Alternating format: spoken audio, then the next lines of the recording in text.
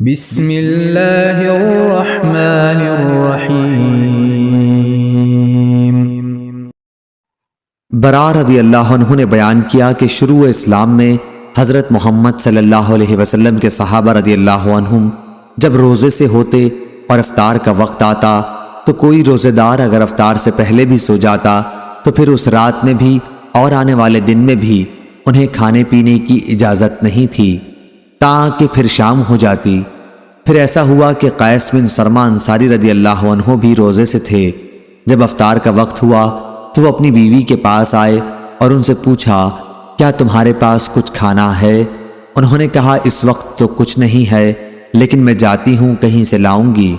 دن بھر انہوں نے کام کیا تھا، اس لیے آنکھ لگ گئی۔ جب بیوی واپس ہوئیں اور انہیں سوتے ہوئے دیکھا تو فرمایا، افسوس تم محروم ہی رہے۔ لیکن دوسرے دن وہ دوپہر کو بے ہوش ہو گئے۔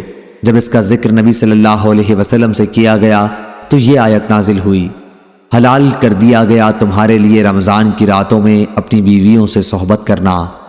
اس پر صحابہ رضی اللہ عنہم بہت خوش ہوئے اور یہ آیت نازل ہوئی، کھاؤ پیو یہاں تک کہ ممتاز ہو جائے تمہارے لیے صبح کی سفید دھاری صبح صادق، سیاہ دھاری صبح کاذب سے۔